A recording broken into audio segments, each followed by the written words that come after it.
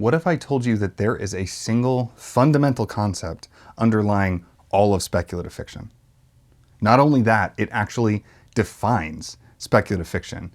We find it in portal fantasy, urban fantasy, paranormal romance, your sci-fi, your military sci-fi, magical realism, and everything in between. And yet, it is so fundamental that most people don't even consider it as its own thing. It just kind of is, taking space and being there and holding everything together. It really is a lot like gravity. It's easy to take for granted, but once you know it's there and you understand how it works, all kinds of things start making sense and all kinds of opportunities open up.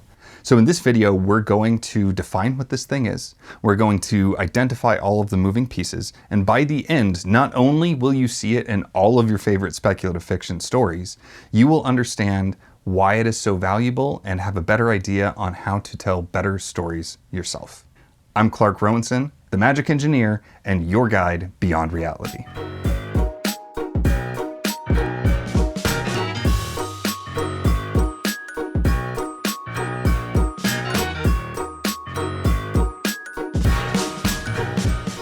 Before we get into the details, I need to make sure we're on the same page. And that starts by actually defining speculative fiction. Not this nebulous definition, but the widely accepted definition of speculative fiction. Speculative fiction is an umbrella term for all kinds of fiction where the story or the universe or parts of it take a step beyond realism and beyond the reality that we live in.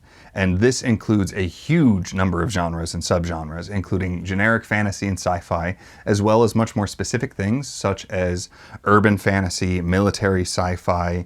You've got your secondary world fantasy, portal fantasy, paranormal romance, magical realism. I mentioned a lot of this but you've also got your monster of the week type thing and cosmic horror, and the list of these speculative fiction genres goes on and on. Now, the degree to which the fiction steps outside reality and beyond realism can vary a tremendous deal.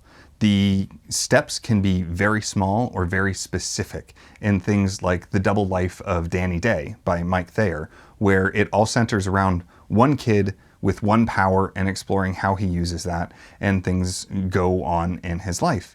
Or you can have something like It by Stephen King, where it's very localized geographically. It's just this one town and it only happens in certain periods of time. It's a small cast, but then the scope of what is strange and what is fantastical can seem rather large.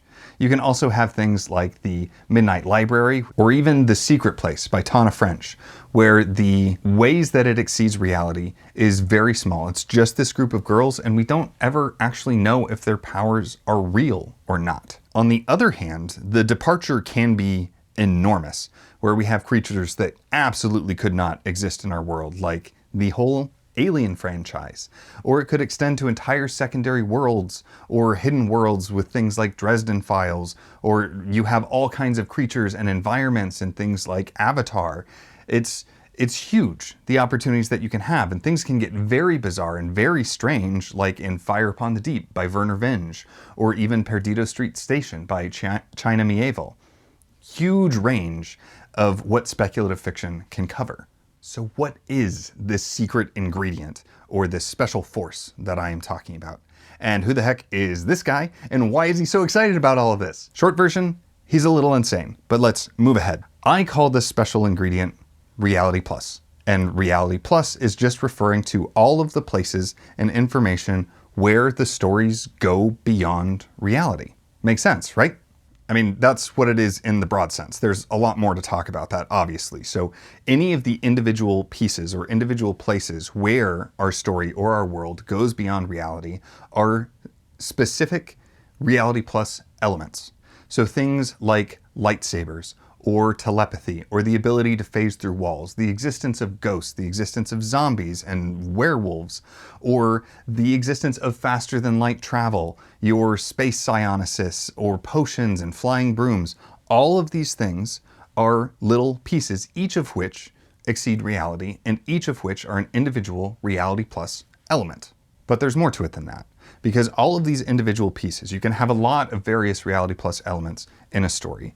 These pieces can be, and often are, combined together into a more cohesive Reality Plus system.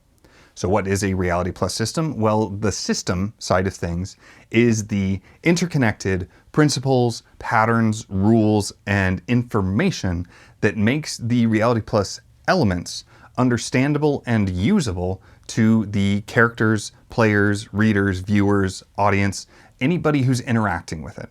It's the stuff around the individual pieces that make it all hold together as its own thing. And there are thousands of examples of this. But I want to focus in on a couple of examples. And I'm going to start with one of my favorites, which is Stargate. And we're not talking about the whole series. We're not even talking about the universe. I just want to talk about the Stargate itself. You know, this thing right here. At its core, the Stargate is very simple. It is really just a single Reality Plus element that is enabling people faster than light travel, covering great distances almost instantaneously. It allows them to traverse light years and galaxies, and that is huge, but that's really only a single Reality Plus element. But there's so much that is built into and around this element to make it make sense and make it fit into the story and into the show and into the world. We have things like all of the gates have 7 chevrons around them. And I even got ahead of myself. The most basic thing is the travel happens between one gate and another. If you only have one gate, it doesn't work, doesn't do anything. Even if you do have multiple gates, that's where the chevrons come in. Because every Stargate in the universe has a 7-point coordinate that if you know it, you can effectively dial into another Stargate. So you need 2 Stargates, you need power to the Stargates, you need to know the address of the Stargate you want to go to, and then there's a whole bunch of other stuff around using it safely. Because anytime it's turned on, there's this big visual effect where it's like this big kahoosh or something, and anything that gets touched by that is destroyed. It doesn't get teleported through to the end, it's just gone. And then there's the added fact of like once physical matter touches it, you can't pull out of the gate, you must go through. But energy and signals can go both ways simultaneously. And that's all information, patterns, rules, and setup that allows us to then follow along in the story and for them to do certain things and them to problem solve and set the stage for different stuff throughout the series. But let's look at a more fantastical example. Again, one of my favorites, Avatar: The Last Airbender. Now, elephant in the room, and I know this is heresy, I haven't actually seen Legend of Korra. So we're just going to talk about the core series. I hope that's okay. If for whatever reason you aren't familiar with the series, it centers around a kind of magic system where people can bend or control the 4 core elements. Water, earth, fire, air. That's the basics of it, is different people can control that. And again, now we start getting rules and patterns. For one, any one bender can only control one element, unless you are the Avatar. But there's usually only supposed to be like one of those in existence at a time, so most people can only control one element at a time. Also, you can't create the matter you're trying to control. You might be able to pull water out of mist or out of clouds, and you can pull earth out of the ground or out of walls, but you can't make it. The exception being fire, and you can argue about they're not actually making the energy, they're just harnessing it. There's all kinds of things you can do. Now, there's also the idea that the way they control it is connected to psychology and martial arts and being in the right mindset, and it leads to a sort of telekinetic influence over the specific element. And another rule that is in there is that it has to be the pure element, right? You can only deal with fire. You can only deal with stone and dirt, not metal. And anybody who watched the show knows that that actually isn't true, but that's me getting ahead of myself because sometimes the information and the framing we have can be incorrect. And this is fascinating. And I'm just gonna stop here because I think you see the point of this example. For those of you new to the channel, I feel like I should have warned you. I get really excited and sometimes I forget to breathe. So, yeah, you've been warned. So now you know what Reality Plus is. We've talked about some examples. You understand the elements and the systems, and you should be able to see how it is freaking everywhere. I really struggled with the analogy of comparing it to gravity initially because makes me feel like I'm trying to say that I'm some kind of Isaac Newton, which is crazy. Unfortunately, the metaphor holds. The metaphor of reality plus and gravity, not the metaphor of me and Isaac Newton. Moving on. If we consider our understanding of reality and the understanding of physics before the theory of gravity, there were a bunch of phenomena that everybody knew about and were accepted. We knew that objects fall towards the Earth, which leads to things like trajectories and landslides. We knew about the tides, which was important for shipping and sailing. And we knew that the moon orbited the Earth. Now, orbiting of other stuff was a point of contention, but we knew that orbits were a thing. But these were a bunch of separate pieces of information, separate facts that didn't have a thing to hold it all together. And then we get gravity. And once you consider that, these disparate parts start to connect and start to click, and that leads to the forming of new theories, new things that we can test, new things that we can build and things that we can try, and new ways to understand the world. And it just kind of explodes the potential by just understanding that there is a thing that has been in front of us the entire time. And I do believe that Reality Plus can do the same for our understanding of speculative fiction. There is more to talk about, but before we go deeper in depth, there are a couple of points that I want to make. First, I want to clarify what Reality Plus isn't. You okay with that? Good. Reality Plus is not about social structures or world building structures. When we are talking about factions or religions or economics or things like that, that's not Reality Plus.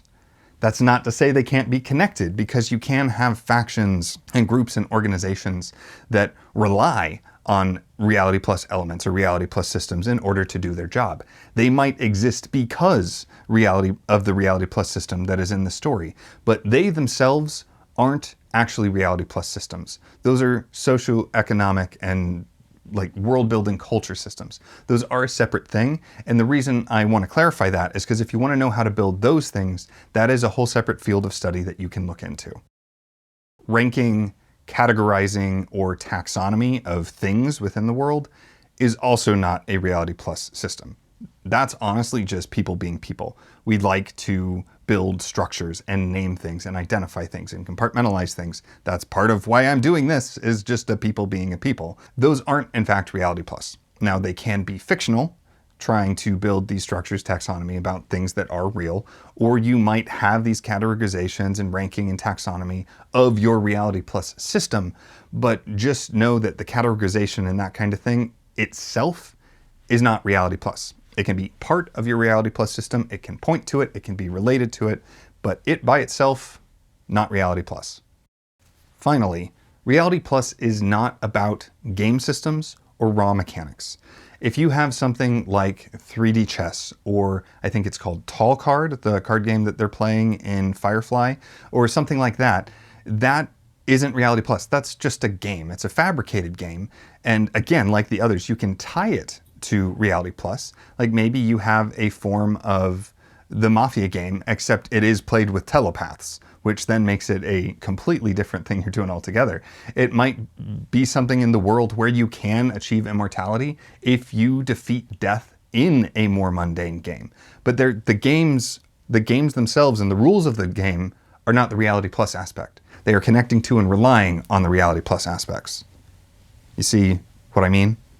Obviously, the lines between these things can get quite fuzzy, and I absolutely adore exploring these fuzzy zones because I'm that annoying kind of guy. But it's okay.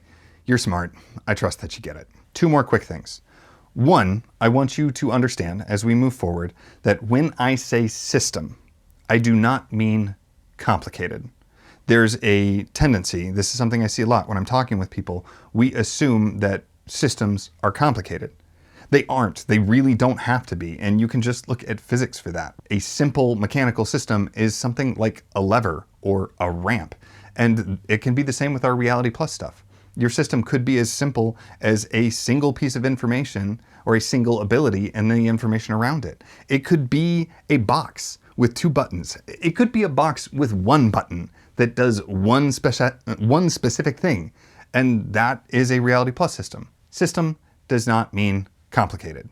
So I define reality plus systems as the interconnected principles and patterns and blah, blah, blah. But there is a difference between interconnected and interdependent or linked. Interdependent or linked, in my mind, means that what you have affecting one thing affects other things. These different pieces affect each other. They are interwoven, they are tightly meshed, and there is a lot more uniformity and consistency and intermingling. That doesn't have to be the case. You can just have separate elements that are interconnected simply because they're part of the same system, or simply because, like in Stargate, they came from the same people. This is all tech from the ancestors or the ancient ones, and that can be sufficient to interconnect it without intermingling it. You with me? That said, there's no reason you can't make complicated, vastly interconnected and interlinked systems. That's what Patrick Rothfuss and Sanderson are known for, is they created these systems that work well together, that have this internal logic that applies to everything. And it's fascinating. People love it. You can do that. Just know that you don't have to. Now, all of this makes perfect sense in the abstract, right? Right?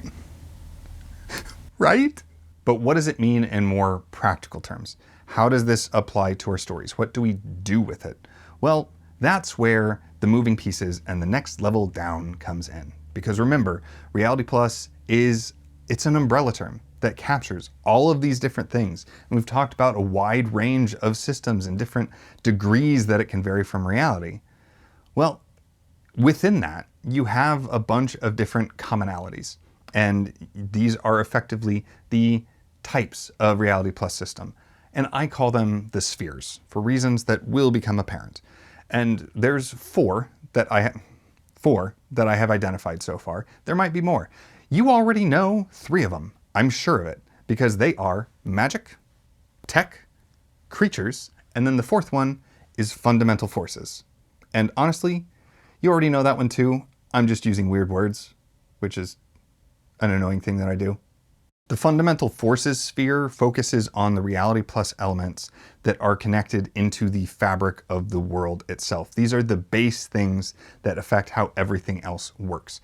Gravity is a fundamental force, so a system or Reality Plus element within the fundamental force sphere could be as simple as you changing how gravity works. You could make it so it's weaker, it's stronger, or maybe it fluctuates, where there are gravity storms, where sometimes you have to get things set up in a specific way so you aren't crushed to death when the storm sweeps through. Or maybe it's the opposite and gravity disappears and you need to make sure that all of your buildings and everything are tethered down so that they don't drift away into space. And this can also include all kinds of weird magical storms, bending in reality, gates between different worlds. Just the opportunities are endless, but again, these are the things that connect to the underpinning functionality of the reality in the story.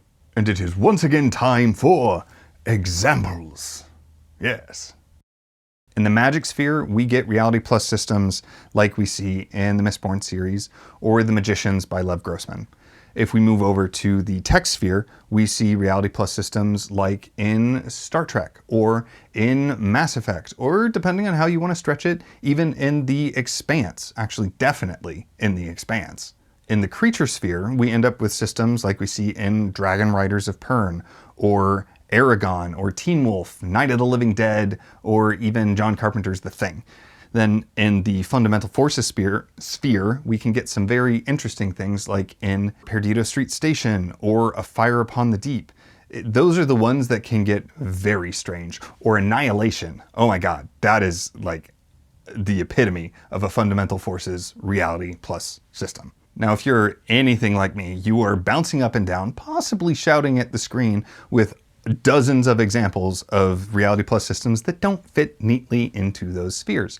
Or you might even be shouting at me because some of the examples that I gave you don't fit neatly in the spheres. Because, let's be honest, Dragon Riders of Pern is technically science fiction. Yes, I know. And your instincts are spot on. Because here is the amazing thing about the spheres. They aren't boxes. They are zones. And they overlap. And that means you can meld them, which is incredible. So then we end up with stuff like The War of Flowers by Tad Williams, where the fairies are draining their magical power and using it to power their industry the way we used coal, leaving it in a place somewhere between magic and tech. Or you can have the Geth from Mass Effect. I know I said Mass Effect was a tech sphere, but the Geth specifically is a wonderful merging of tech and creature, which is also what we see if you look at the wonderful creature design in Horizon Zero Dawn. Or you might be thinking of Pokemon, which in my opinion is a blending of tech, creature, and fundamental forces. Or you'll have series like Dresden Files, or even more so, The Hollows by Kim Harrison, that focuses heavily on the mixture of creatures and magic spheres. You can mix and match these spheres to your heart's content, and there's so many things that haven't been explored, and it explains so much. And when you understand this, there's so much we can do with this. You can use the spheres to identify systems that you like and pull out the pieces that you want to replicate. You can use it to build your own blends. When you understand the spheres, what you can do is... Sorry about that. I got a little carried away. I need a second to calm down and recollect myself. And while I'm doing that, maybe you can like and subscribe or share this with somebody that you know, because the more eyes we get on this, the more we can talk about it and the more people I can nerd out with, and just the more amazing it will be. Okay, I'm better now. I promise. I promise. There is actually a deeper level beyond the spheres. There's multiple, but I'm gonna keep it. We're just gonna go one more level and talk about tropes. What is your reaction when I say tropes? Are you immediately running off and typing away and pulling up your dozen favorite tropes from TV Trope and getting ready to drop them in the comments and tell me why they're all amazing? Or maybe you're on this other end saying, oh, yuck, I would never touch a trope. They are disgusting and they mess up our stories. Stop it. Get some help. Regardless, I need you to focus up and set aside any negativity you might have towards it, because tropes themselves are not a problem. And you can find all kinds of information about this. They talk about it on TV Tropes. I have other videos talking about it. Tropes, in their core, are really just repeated patterns. There's somebody did something that other people liked enough that they repeated it. And we saw it repeated enough that it became an automatic, recognizable pattern for people who are experienced in the genre or with the story type. That's all that tropes are. Cliches are when tropes are done lazily. I could go into more, but I don't want to get stabbed, so we'll leave it at that. So there are common tropes within stories. Things like icing the girlfriend, which is where the girlfriend of the protagonist is killed early in the first act to then drive the protagonist onto the story. You have things like the badass long coat, where when you see somebody in a big frickin' sweet duster, you know they're going to be kicking some ass, because that's what the trope is. You also have the 5-man band, where you have specific archetypes for each person in the band. You have things like the power of love, all of that kind of stuff. Those are all tropes that we use in our stories. Reality Plus systems have tropes of their own. Again, you already know them, which is what makes them so amazing. We're talking about things like zombies are a trope. Dragons are a trope. The concept of fireballs, or magic being cast with hit points, blood magic, necromancy, the elemental wielding, elemental systems. These are all tropes and archetypes that exist specifically around Reality Plus. There is more that we could talk about, so much more, but I wanted to get to this level because tropes are kind of the smallest bite-sized piece, and they're often individual things that people are familiar with. If you're not sure about tropes, don't worry about it. You can start at the high level and work down. But if you look at one of your favorite books, you can probably find a trope that you've seen other places and start to build your understanding from there, which is why I wanted to get to this level. Also, the cool thing about tropes is they don't sit in isolation. They affect other parts of your story. So having a magic fueled by hit points system has implications for the character and the world, and starts to spiral out and be interconnected. This actually brings us to the most important question, which is, why does all of this matter to you and to your stories? First and foremost, the veil hopefully is lifted and you can see this force for what it is and you can see where it is. Understanding the pieces and being able to observe it in the world around you is going to make you better at analyzing and understanding stories that you like. Even if you don't go any further into this wonderful realm of Reality Plus, just knowing this exists and just thinking about it as you work will lead to better systems and to better stories. That's not to say you have to know this and you have to dig deeper. Plenty of people have written fantastic speculative fiction stories before anybody talked about Reality Plus. But we've been doing all of that instinctually. Now that we know what is going on, we can start to dissect, we can start to analyze opportunities. We can really finally explore the actual difference between magic and tech and what it does to our world, to our characters, and to the experience that it delivers to our audience. We can dig into the difference between cosmic horror and more whimsical creature fantasy. And we can find these places that we haven't really delved, look at new combinations, and find better ways to address things. Just like with gravity, it's going to open all kinds of opportunities if we let it. I understand that I live and breathe this stuff, and I have for years as I have developed these theories and tried to find ways to make it more approachable and better communicate it to others. So if at any point there's anything in here that you didn't understand, that I went too fast, or what I'm saying just doesn't frickin' make any sense, let me know. Leave it in the comments. If there's something you want me to explore further, if there's something you're struggling with, leave it in the comments. I want to hear from you. I need to hear from you. Give me the comments. Comment, please. And if you're still with me at this point, thank you. Thank you for watching and staying with me. And I hope you're ready, because we are just getting started. If you want more information about Reality Plus, you want more regular articles, or you want to engage with me directly, or you want early access to different content, or you want videos like this, free of invasive capitalism, head over to my Patreon and see what I have to offer. I would love to have you there. There is a free tier as well. Thank you again, and whatever you do, make sure that you keep writing and you stay awesome.